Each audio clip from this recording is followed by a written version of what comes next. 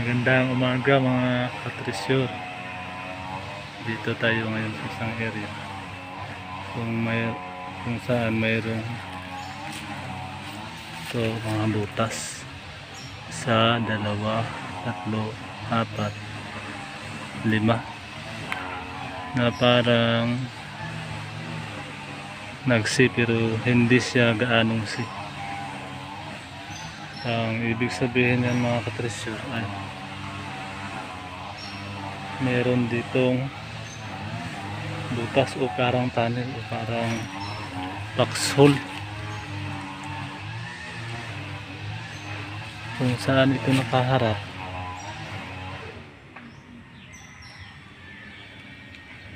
Doon mga katrisyor, sa baba niya ay parang may aro, yan o, guhit. Tapos dito merong guhit pero hindi tinuloy para hindi masyadong halata na aro, pero aro yan, yan o, yan. Mayroon daw tunnel na maliit o foxhole at kung saan ay ito ang nagtuturo, yan o, arrowhead na papunta doon. Malamang ay mayroong foxhole dyan. Tara tuwirin natin. Noon pa na mga katrisyor, ang area na ito ay sabi nila ay mayroon daw ditong tunnel. Dyan ang turo mga katrisyor, pero dito tayo dadaan sa baba. Sabi nila mayroon daw dito tunnel pero hindi nila alam kung saan. Pero nung nireading ko tong area, hinanap ko kung saan posibleng may tunnel, ay dito ko nahanap. Diyan o, mayroong palatandaan dyan kung saan ay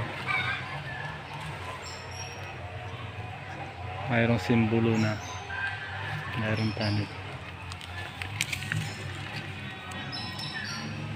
Dito ay palatandaan dito, yan o, see, parang arco entrance kung saan doon nakaharap. Malamang dyan ang tunnel mga katrisyor. Siguro foxhole lang to, pero ang sabi ng mga matatanda ay tunnel daw to. Pero sa tingin ko ay isa lang itong foxhole. Malamang ay mayroon tong laman. Pero parang may awang dyan na tinakpan ng mga bato-bato. Ito, yan, nagagalaw yan ng tao. At meron ditong palatandaan, yan o, sa taas niya ay yan, parang arko na mayroon siyang guhit sa baba. Tapos yung guhit naman ay papunta doon. Malaking bato yan mga katrisyor. Malamang ito yung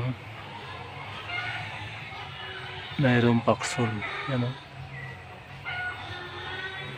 At dito ay nagsi yung bato doon, yan, bato yan, ito bato,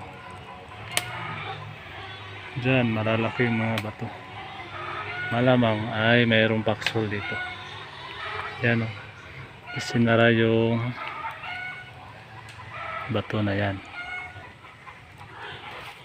Hindi lang nila alam kung paano hanapin. Kasi ito mga kapresyor ay mayroong lumang simbahan dyan. Matagal na simbahan naman. At ito ay parang itinayo na bato. Ito, triangle din yan. Naka-triangle. So sa reading natin mga katresyor ay nahanap natin yung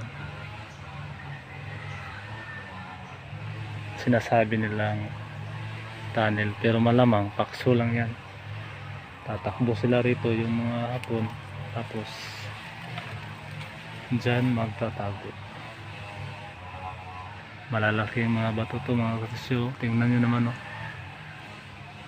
Yan, dyan natin nahanap yung tunnel na sinasabi nila. O paksol.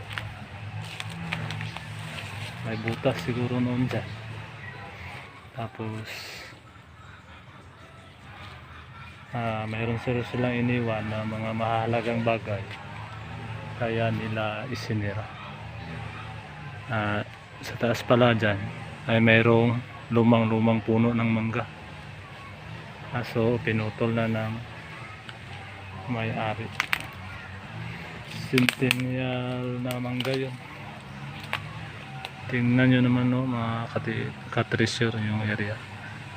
Napakalalaking mga bato. Kaya isa ito sa magandang paggawa ng paksol. Hanggang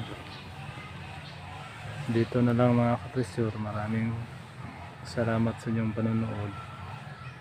Sana ay huwag kayong magsawang sumuporta sa Monticon channel, at sana sa hindi pa nakapag-subscribe, mag-subscribe na kayo at i-click nyo rin yung notification bell para magiging updated kayo sa mga bago kong video.